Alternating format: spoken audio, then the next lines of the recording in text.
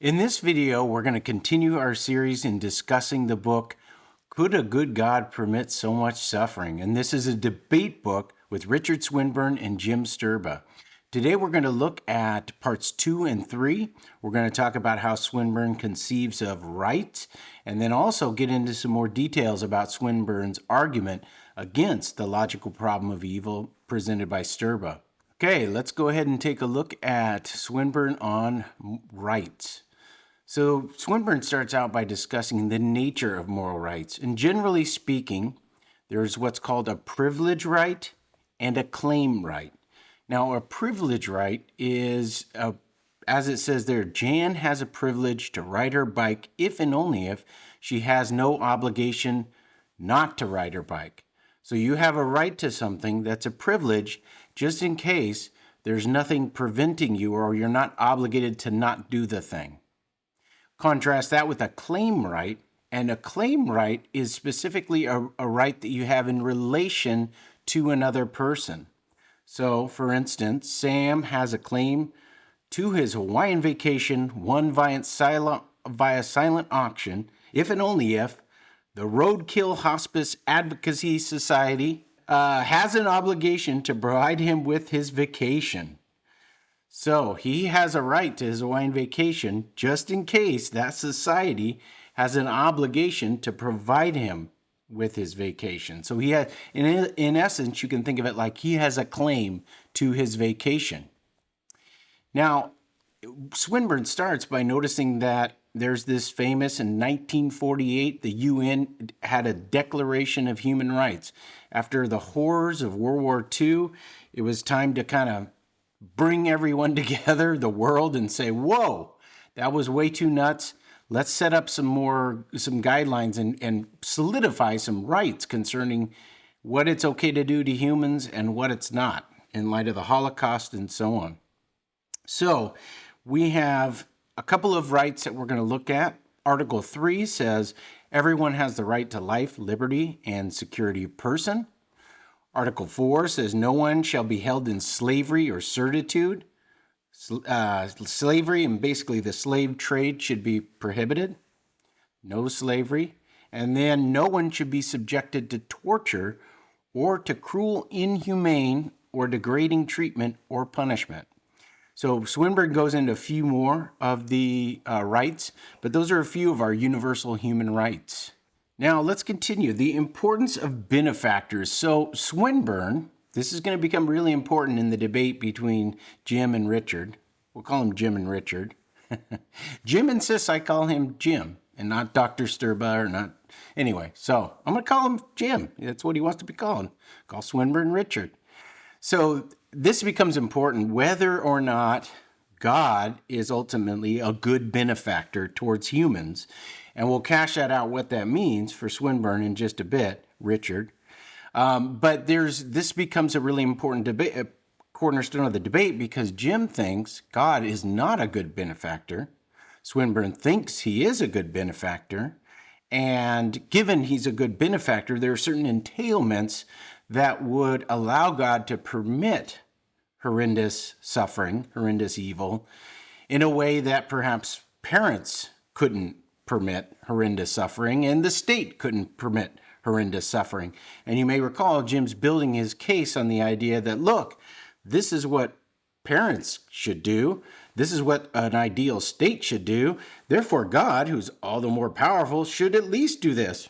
And this being prevent horrendous evil consequences of immoral actions. So he says, quote, the state, our parents, and if he exists, God, gives us gifts subject to some implicit condition on how we should use the gifts. If the gifts really are good gifts essential for our existence and flourishing, I suggest that gives us a serious obligation to fulfill the condition necessary by enduring some suffering, and gives the benefactor the right to compel us to endure the necessary suffering. So, in essence, how one way of cashing this out is God would have a claim right, or parents would have a claim right on certain conditions holding, given the gifts that are given, and we have a corresponding obligation to fulfill those conditions or to live up to what we need to do in order to honor and respect our good benefactor, whether that's God, the state, or parents. So I'm a parent. Think about that. There's certain things that I give to my kids with certain strings attached, and they're obligated to do certain things. Like if I give you a nice car, now my kids are little, but like a nice toy car, play car that they can drive around, you're obligated not to break the thing, right? There's certain implicit conditions on how that my son should use that gift. Now, they don't always do that, and that's a little frustrating, as I'm sure you know, but anyway, so that's just one important piece to that puzzle. Now, what are these benefactors and what can they do? Well, one thing benefactors can do is that they can curtail rights.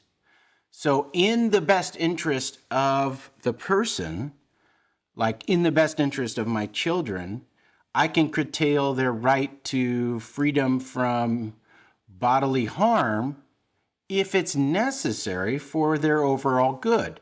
Because remember, I'm a good benefactor, and so I could subject my child to the pain of dental surgery, given that it is for the good of extracting their cavity. And so I can override their right to not have themselves be harmed in any way. And I, as their parent, am the sole one that can do that. Someone else can't say, oh yeah, I'm going to subject your child to dental surgery. No, that wouldn't be right. So likewise, the state, what does the state give us with these implicit conditions? Well, they provide us with a justice system, which increases our odds of safety and longevity. And then the implicit condition is that we obey the laws. Now, the state can curtail certain rights, to like freedom to do what we want with our property, which includes finances, right? They can levy taxes on us, much to the chagrin of us, especially in California. But, you know, and I'm obligated to pay those taxes. I can't come tax time and say, well, you know, I'm just not going to pay those. I mean, I can, but the IRS doesn't mess around. So it's definitely not advisable. So they can curtail my right to freedom to do what I want with all my funds and impose levy taxes on me that I have to pay. I'm obligated to pay. Likewise, nurturing parents provide our existence, sustenance, education, and then the implicit condition is to obey your parents.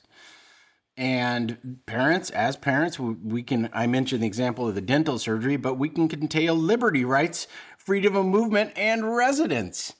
So I could say, look, kids, I know you don't want to move, but we got to move for all these reasons, and they can throw a fit all they want, but ultimately they have to go where I say. They can't just say, well, I'm going to stay here and live on my own, because given their age, they can't even survive on their own.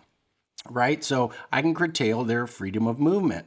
Likewise with punishment. So when they get in trouble, I can send them to their room and they're stuck there for a little bit to think about what they've done.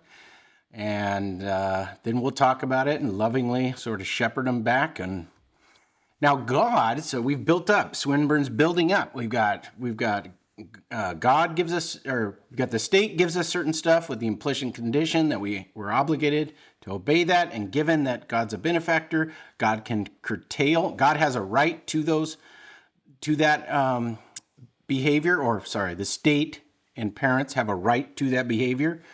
For instance, that you're going to obey. And if you disobey, then I have a right to restrict your rights as a kid, right? Same thing goes with God, even more so, because God has given us the physical universe. God provides laws that govern the universe, existence of parents and the state. Hey, I'd recommend grab a cup of coffee if you haven't already done so. And remember this whole series is going to culminate in the Coffee with Philosophers episode with Jim Sterba. And I'll tell you, it was a banger. We had fun. He literally got kicked out of the room we were talking about. He was talking in. Anyway, we could have talked for another couple hours, we realized, but anyway. So the God can curtail the liberty rights of persons because he has greater jurisdiction than the state and than parents. He can curtail the liberty rights to a greater extent than the state and parents, given his attributes, his perfect knowledge, power, and goodness. I mean, part of the reason why we're limited in our scope of practice as parents is because we're hugely imperfect. We can't imagine all the possibilities. We don't have all the power in the world. We don't know all the entailments of our actions and the causal chain that will result when I do this. But God does know all of that.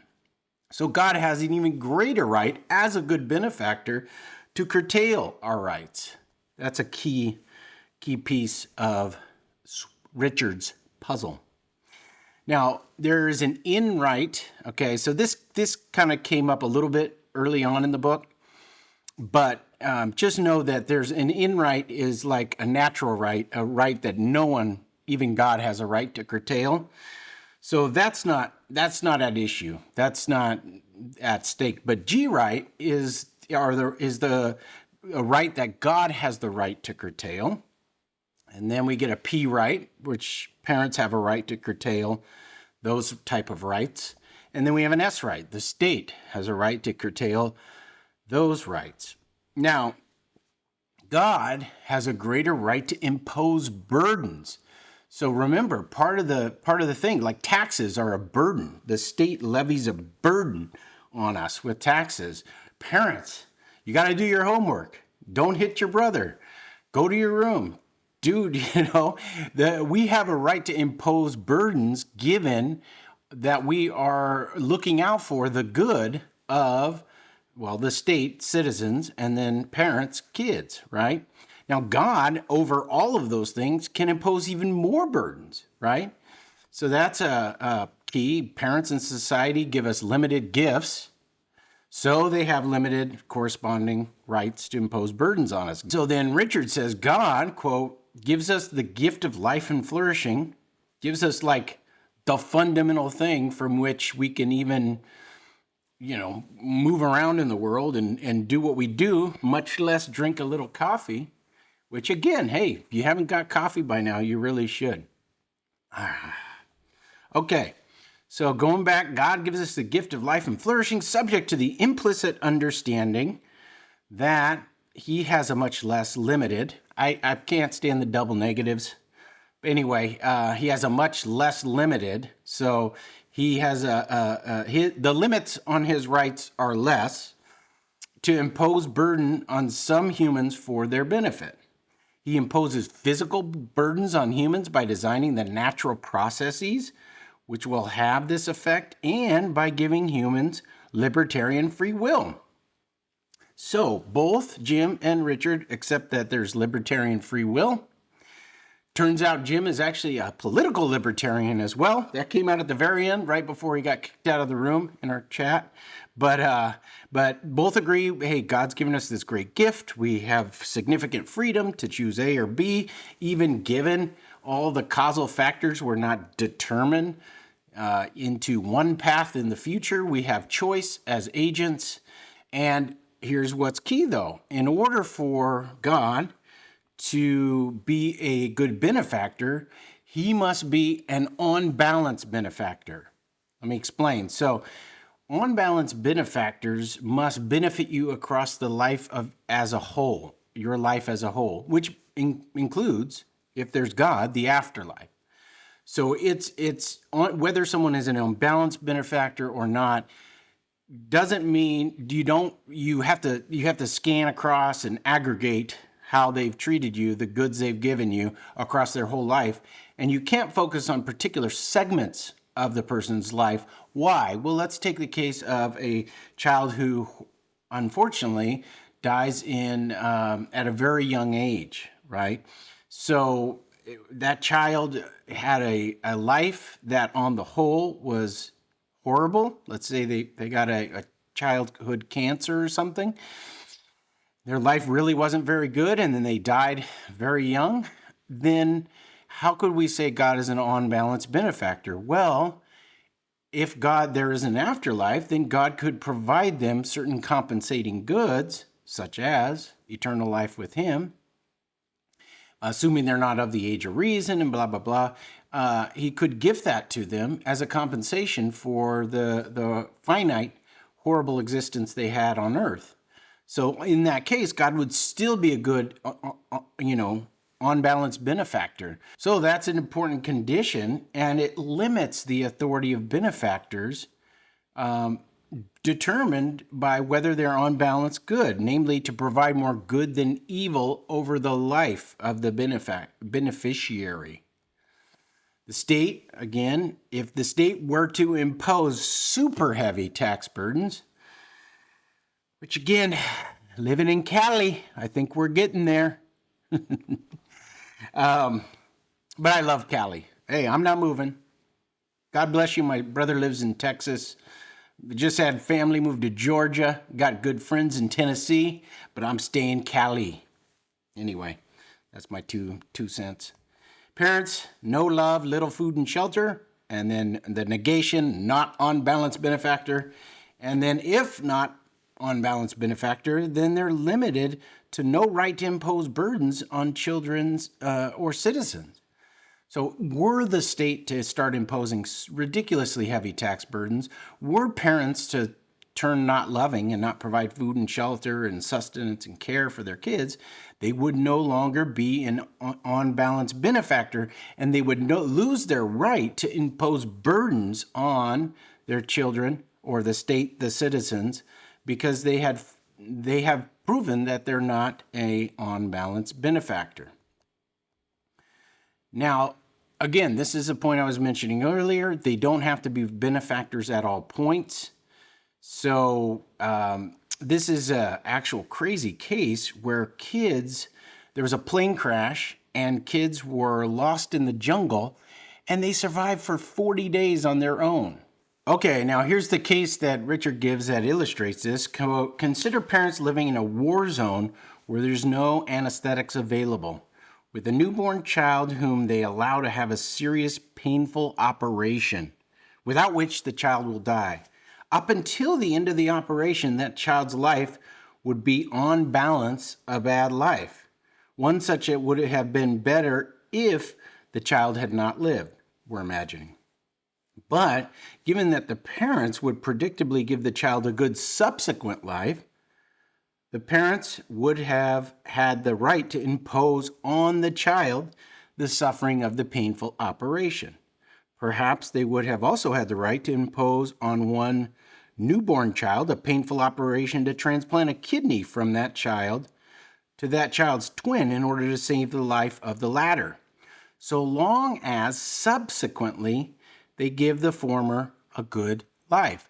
So as long as the parent is doing this out of love and on balance would be a good benefactor, then it's okay for that parent to impose those burdens. Now, this gets us to Richard's two conditions for being a good benefactor. Number one, a benefactor only has the right to curtail the rights of a beneficiary if the benefactor remains on balance a benefactor in providing more good and evil for the beneficiary. You can remain a good benefactor even if you permit some suffering if, on the whole, over the life of the individual, you give them more good than evil as their benefactor. And God's total responsibility for our existence, and this is what I was mentioning earlier, the ability to provide post-mortem goods in the afterlife, ensures He'll give us an overall good life. And God has greater scope of practice. Parents, at least as far as I know, there's nothing we can do for our kids in the afterlife. At least we can't provide them the afterlife. And once in the afterlife, I'm not even sure what we can do for them. But obviously, God can provide the afterlife.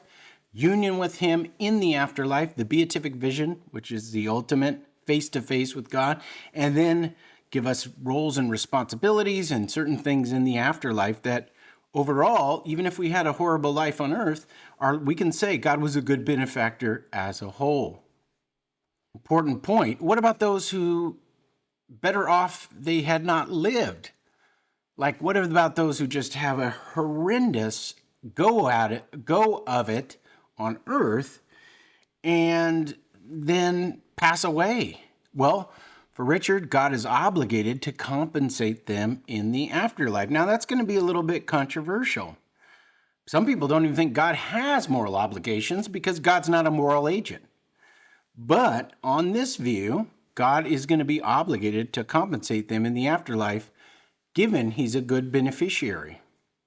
And for Richard, and for most Christian teaching and doctrine, earthly life can impact post-mortem existence.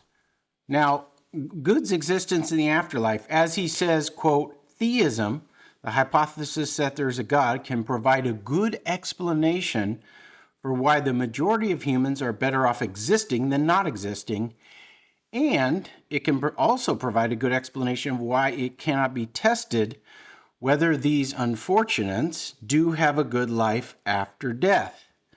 So Swinburne thinks that if we knew we were going to be all the details of the afterlife, then we would live very differently in this life, right? We may just either that may give us an incentive to do certain things that are horrible in this life because we know, hey, God's going to be a good benefactor. Okay, now we get to good benefactor condition 2. Quote, no one has the right to cause or to help cause anyone to suffer any curtailment of their rights, and so any evil at all, unless doing so makes possible a comparable good, which they cannot cause in any morally permissible way, either for that person or for someone else. So let's take an example. God can't cause suffering and thereby curtail our rights, like our right to freedom from bodily injury and harm. Or God can't allow, let's say, or permit us to undergo horrendous evils. Unless doing so makes possible a comparable good, makes something good for myself or others that was logically dependent on the permission of the horrendous evil consequences. So you can't be a good benefactor to people if you're going around imposing burdens on them and it's not for the sake of and logically required to secure a greater good for that person or another person. Now, how do we define comparable good? Well, it gets a little tricky, but this is getting a little bit into expected utility theory. A comparable good, at least, is not going to have a net negative expected utility. So what does that mean? Well, the expected utility, as it says, there is of an action which may cause or constitute either an evil state or a good state is, okay, the probability that the action will be one causing the good state multiplied by the goodness of the state, the magnitude of goodness, minus the probability that action will be one causing or constituting the evil state, multiplied by the badness of the evil state. And as long as when you do that calculation of the good and the bad, the good times the probability of it occurring, the bad times the probability of occurring, and you subtract the two and you get a resulting expected utility of the action, as long as that's not net negative, then you're providing a comparable good. Again, makes possible a comparable good. So you can't give someone a comparable good and have had the expected utility when you impose that burden being in the negative. Now, with libertarian free choice, the only case where God doesn't know for certain what the consequences will be. So this is not every theist view. As you probably know, there are theist views that are compatibilist. And this gets into questions of divine foreknowledge and so on, which we won't go into. But for Richard, I'm just trying to present the view he's espousing in this book. They're given people will exercise their freedom in certain ways. It's the only case when they're exercising their libertarian freedom that God doesn't know for certain what the consequences will be. But as Richard explains, God knows the entailments, causal entailments of actions way greater, and can assess the goodness or badness of states of affairs with far greater accuracy. So God, when he decides what to do and is assessing the expected utility of that action, he's going to have, like, even if it's not certain, it's going to be 99.9999999% accurate, right? And so if we're truly have libertarian free choice, we're not causally determined by God or anything else. And so yet, quote, God can know the relative strength of those desires which influence agents, and so the probabilities of different choices, and so whether it's probable that some free choice will lead to more good than evil. And as I just mentioned, God can do that with an extreme degree of accuracy, whereas we, as limited beings, cannot do that with such accuracy. Now, okay, so we got, this is Swinburne setting everything up. We got rights, we got good benefactor, we got what it means to remain a good benefactor, and so let's get a summary and then a roadmap. Good benefactor condition 1 and 2 are both required to be a perfectly good benefactor, for God to be a good benefactor to his creatures. And in the next section, he's going to apply everything we set up in this section to results about human rights, and then to ultimately Sterba's claims about what God shouldn't do, namely, should not permit horrendous evil consequences, even when it's logically connected to securing goods that are overall good on the whole. Now then, he's going to argue all evils, quote, causing them to occur is a logically necessary condition for the occurrence of an actual comparable good for humans on earth. Okay, so this is what he's going to argue. God causing them to occur is logically necessary condition for the occurrence of actual comparable good for humans on earth. Good states of affairs. Remember the expected utility calculation. A few evils with no comparable goods on earth will secure comparable goods in the afterlife. So Richard thinks, look, for most people on earth, I like that. I got the arms going. For most people on earth, I'll just keep them going. Their life as a whole is going to be good. I don't know why I'm doing that. Most people don't suffer horrendous evils.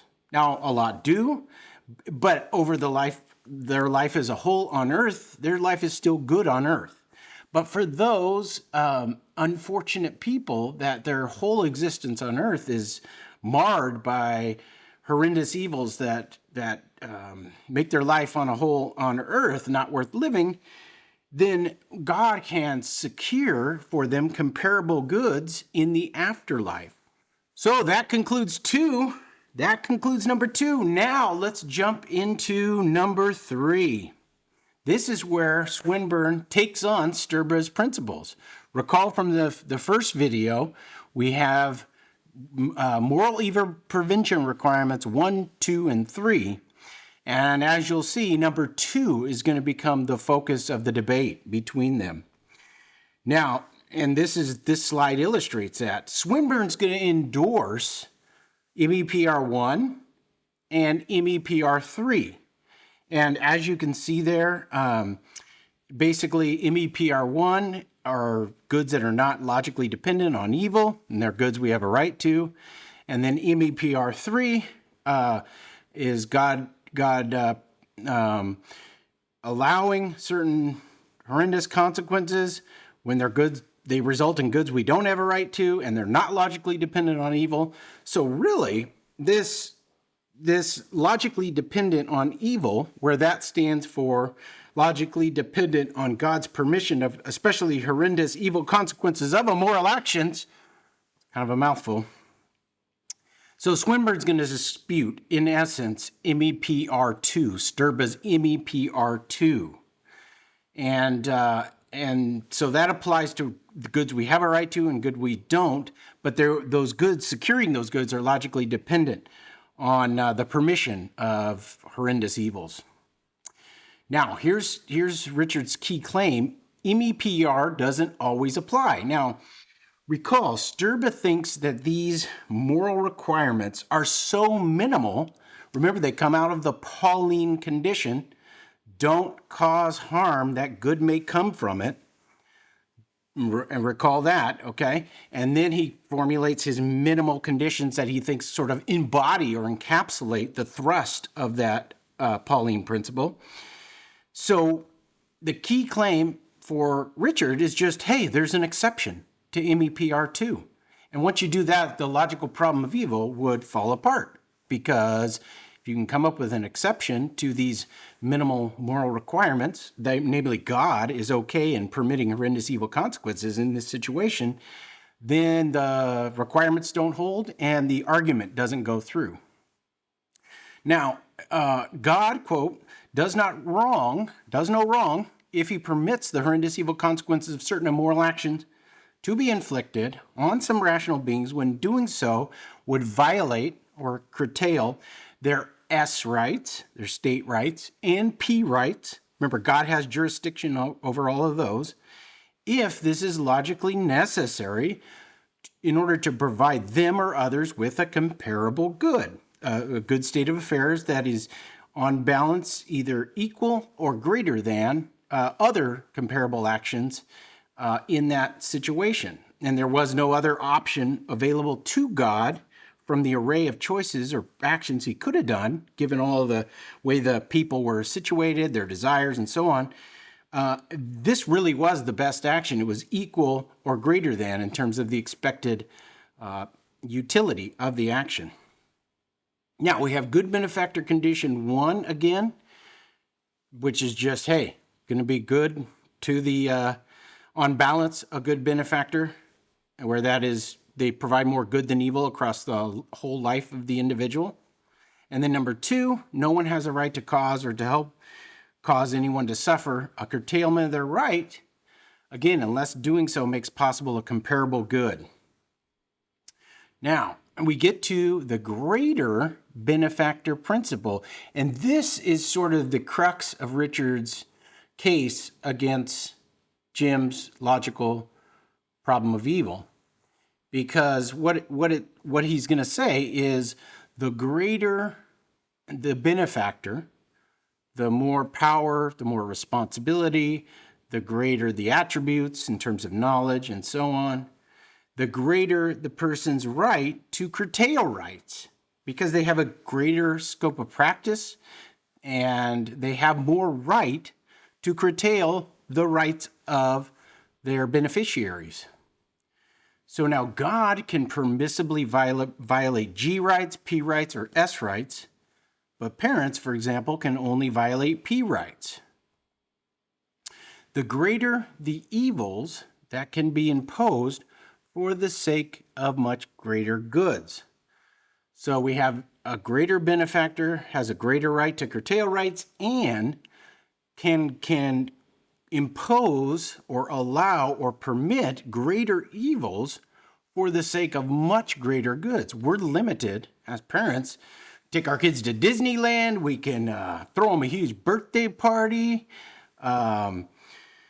We can do stuff like that, but we can't give them everlasting joy. We can't give them eternal bliss. We can't save their soul, right? There's just limits to what we can do. But God, given all the good he can provide, sustaining the universe in existence and so on, he has a right to impose much greater evils for the sake of much greater goods. And then, of course, the caveat that it has to be logically possible to do that in order to secure the good. There can't be another way open to you that could have secured the good just as easily or secured just as good of a good, or I shouldn't say good of a good, but better good, couldn't have secured a better good some other way than causing the horrendous evil. So now let's apply the greater benefactor principle. God is a greater benefactor than parents and the state, so he has a greater right to curtail rights in a way that involves imposing greater evils for the sake of greater goods. Now, the upshot is that God can permit horrendous evil consequences of immoral actions when violating S rights and P rights is logically necessary to secure compensating goods for them or other. Now, Swinburne gives a case to illustrate or support this point. But first, let's look at the strategy. What work is the case doing? Well, he's going to start with parents and show that parents can permit children to suffer significant evils, quote, to provide those children with goods to which they do not have a right when there's no way available to the parents with their limited powers of providing that good other than one which causes a significant evil. Okay, and then you deploy the greater benefactor principle. Hey, if parents can do it, then God can do it even more, right? So let's take a look at a case that illustrates that. And he gives the case of the hungry thief. Now, first of all, what the key to this case, though, and that's that famous picture from the Great Depression, the key to this case, though, is to keep in mind that learning to be supererogatorily good, that is, learning to go beyond the call of duty in helping others, is not something we have a right to. That goes beyond the call of duty, and it's not like our parents are obligated to show us how to be supererogatorily good.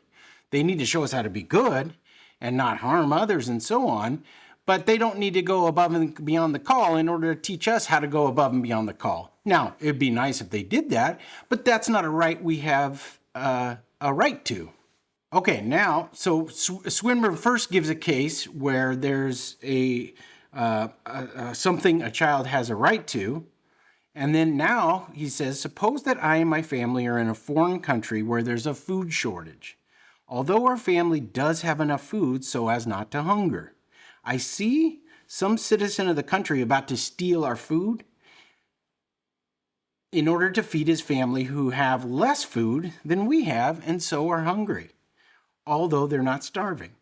If I let the would-be thief steal the food, I and all my family, including my 8-year-old daughter, will go hungry, although she won't starve. But the thief's family will then not be hungry. I let the thief steal the food, explaining to my daughter that we as a family must be generous, supererogatorily generous, to help others in need, and especially others whose country it is, and thereby encourage the citizens of that country to show similar consideration for others in need. But in not preventing my daughter from going hungry, I have not violated anyone's rights. The thief has no right to our food, unless perhaps his family would otherwise starve, but that, I'm supposing, is not the case. The thief is doing an immoral action. I'm trying to teach my daughter that we must be supererogatorily generous in such circumstances, and insofar as she thereby begins to become a supererogatorily generous person, I help to provide her with a good to which she does not have a right. I reasonably believe that making her share in our family's common example of supererogatory love is at least as effective as any other method of helping her to become a supererogatorily generous person. And I suggest that I have the right, as the parent, to allow my daughter to go hungry in order to teach her that moral lesson. But since clearly no human other than a parent has that sort of right over my daughter, the daughter's right to not go hungry is only a P right. It's only a parental right that the parent has. So now from this case, Richard's going to argue, look, parents can do this, and what about God? Well, first let's look at the features of the case. Quote, The right to permit the evils involved belongs to the parent, to no other human authority. No other human other than the parents has the right to permit the child to go hungry. And then he gives another case about being bullied. They can easily prevent this. And then the parents do what they do for the sake of the moral character of the child. And then here's his claim. If parents whose responsibility for the existence, nurture, and security of their children is very limited, have very limited rights of the kind described, it becomes highly plausible to suppose that God, whose responsibility for the existence of humans lasts as long as they exist and is so much greater than that of a parent, has the right to impose much greater evil on humans for the sake of the moral well-being of the sufferer and other humans. So he's used this case to build up and then apply that greater benefactor idea. He's got good benefactor, and then I capsulate it as greater benefactor. The greater the benefactor, the greater the burdens that can be imposed, as long as it's logically necessary to secure comparable good, and that means there were no other options to secure such a good. And so given this, what has Swinburne accomplished in this? Well, basically, he says, quote, all humans have a right not to suffer horrendous natural evils. And so if some humans are able to prevent these evils, they have an obligation to do so. And if humans cannot or will not prevent them, God has an obligation to prevent them. However, so that's in general, I have argued that many so-called rights are only P rights or S rights, and since God is so much more our benefactor, such a greater benefactor, as well as so much wiser than are the parents or the state, God has a far greater right to curtail supposed human rights than they do. As the parent, I can curtail the right not to go hungry of my daughter in this case in order to secure for her the comparable good of learning to shape her character in a way that makes her superrogatorily generous to others, going beyond and above and beyond the call of duty. Hence, it's possible to be expected that God, who can do anything logically possible, has the right to permit many natural evils, so long as doing so is logically necessary for some comparable good. So we were talking a lot about moral evils, but this also applies to natural evils. God can allow storms, cancer, and so on, as long as storms that severely impact others, so long as doing so was logically necessary to secure a comparable good. Now, what does this mean for Sterba's argument? Okay, so here's sort of where we're at. Quote, my general conclusion at this stage of the argument is that Sterba cannot simply affirm that there are a lot of obvious human rights which are such that even God has no right to permit the occurrence of evils which violate them. Sterba needs to argue, with respect to particular actual evils, that those particular evils are ones which even God has no right to permit, or they do not make possible any comparable good. He has not even attempted to do this. With that in mind, now take a look at this video because we're going to go on to parts 4 and 5 in the video.